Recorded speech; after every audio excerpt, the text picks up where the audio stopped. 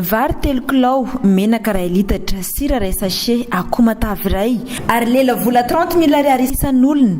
Ireo no fanomezana nomeny ny fiangonana fanahin'ny voninahitra izay nitarian'ny Pasteur Isidore Andrianirina ho an'ireo beantitra mihoatra ny 70 taona ato anatin'ny fokontany an-tanimasady amin'izao fety ny asaramanitra izao. Ka ny fampitaona tetsy anoloan'ny bureau ny fokontany an-tanimasady ny solotena ny fiangonana fanahin'ny voninahitra nanolotra ireto fanomezana ho nofokena mitapiavanana ireto ho an'ireo ray aman-dreny ato anatin'ny fokontany ny maraina ny 1 Desambra 2024 izay notarian'ny Pasteur Isidore Andrianirina.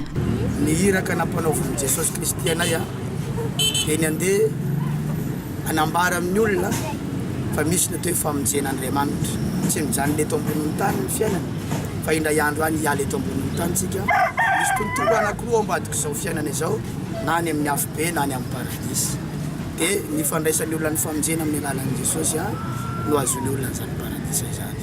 Dia anisany ihany koa afatra nampianarin'Andriamanitra nampianarin'ny Tompo hoe fankatiava ianareo izy tahaka ny fankatiavako anareo. Ny fanehoam-pitiavana izany zao zavatra ho ataona iandroany izao. Tsisy fandraisany amina resaka politika mihitsy, tsisy fandraisany amina resaka fikendrena seza mihitsy hoe indray andro any ony ilatsaka be ny tanàna izy na ilatsaka député na zao raha mbola Isidoro dia tsy manana fisainany amin'izany izy fa ny hamonjy fanan'olona ny ao-apony. Tsy mila tambiny avy aminareo zay fa ny zavatra tadiavinay dia ianareo ity an'Andriamanitra, anompo an'Andriamanitra, tiavana anehoanay anazy aminareo Andriamanitra misôry Andriamanitra no omena voninahitra. Anisany asa soa na ny ran'Andriamanitra ho an'ny fiangonana fanahin'ny voninahitra ny etsika sosialy toy izao ka fisaorana sy fakatelemana narahina tsodrano no nasetry ireto beantitra ireto tamin'izao fanomezana miavaka avy amin'ny Pasteur Isidore Andrianirina sy ny fiangonana fanahin'ny voninahitra izao.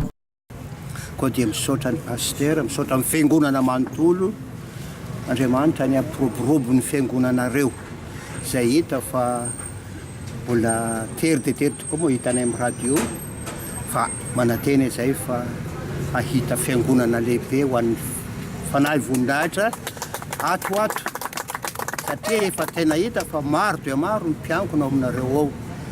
Eny na dia tsy mpiankona ao raha moa izay Andriamanitra mahay zavatra fa ny zavatra ataonareo dia hita azo sampahitanana tokoa. Koa mirary ny firoborobon'ny fiangonanareo izay tompoko ahita fa hoaka maro mba hitovy amin'ireny fiangonana be rehetrarehetra misy ireny.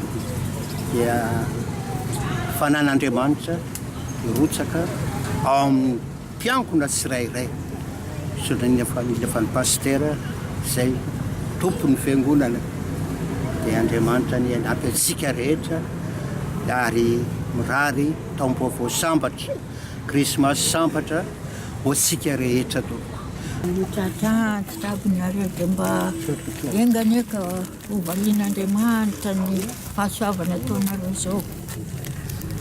Manana iraka mazava tsara ny fiangonana fanahin'ny voninahitra dia manova ny olona ho tonga olom-baovao ary manova ny fiainan'ny olona ety ambonin'ny tany ka hifantoka tanteraka amin'ny fanompoana an'Andriamanitra. Mazava ny afatry Pasteur Isidore teto fa tsy misy resaka politika na ny fitaomana ny olona ho any amin'ny fiangonana fanahin'ny voninahitra izao etsika mahavelom-bolona tao izao fa saingy ho tsinjovana ny beantitra ao anatin'ny fokontany izay misy ny foibeny ny fiangonana fanahin'ny voninahitra eto Madagasikara. Na izany aza dia tsy manosy bolotanana ireo izay maniry ny hiara-miombavaka ao amin'ny fiangonana i pasteur sy ny vadiny fa vonina andray sy hiaino ary hivavaka ho an'ireo rehetra izay tonga midera sy mankalaza an'Andriamanitra miaraka amin'izy ireo ao amin'ny fiangonana fanahin'ny voninahitra satria dia Jesosy irery ihany no vahaolana koa ankina tanteraka amin'Andriamanitra ny fiainana ety an-tany.